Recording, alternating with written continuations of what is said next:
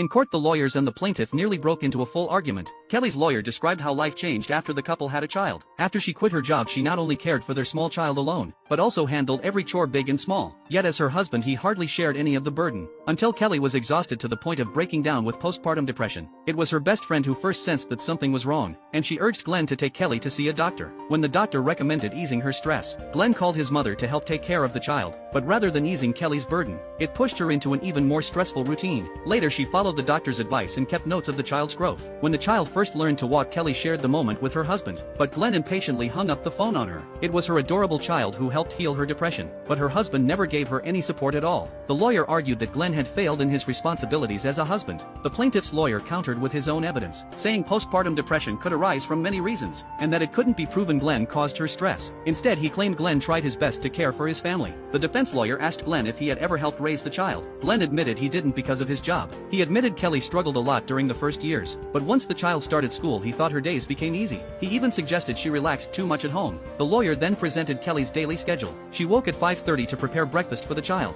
At 6 she woke the child, and at 7 she dropped him off at school. At 9 she went to the market, and at 11 returned home to wash and clean. At 4 she picked the child up, and at 5 took him to the doctor. At 6 she returned home to cook dinner. Her daily routine proved that being a homemaker was demanding and non-stop. A full year of work with no breaks and constant tasks. Kelly was often so tired she felt sore and weak. Her life was far from the easy days Glenn described. In fact, she preferred having a job rather than being confined at home. The plaintiff's lawyer then presented Glenn's work schedule, showing he was also very busy and had no time to care for the family, suggesting the situation wasn't solely his fault. By lunchtime, the court took a break. Kelly's lawyer told her that so far the case was evenly matched. The next witness would be her mother-in-law, and she seemed confident she could get Kelly pushed out. The well-dressed mother-in-law ignored the advice to dress modestly, believing her sharp tongue would help her son. She accused Kelly of being selfish and inconsiderate, saying Kelly left her son working away while she relaxed in Bangkok. She even claimed Kelly insulted her and stopped her from visiting her grandson. The lawyer pointed out her expensive outfit was paid for by Kelly, and showed records of all the money Kelly had sent her. He displayed multiple transfers, proving Kelly never mistreated her but instead cared for her deeply. He indirectly showed the mother-in-law had lied on the stand, because she had been using that money for gambling,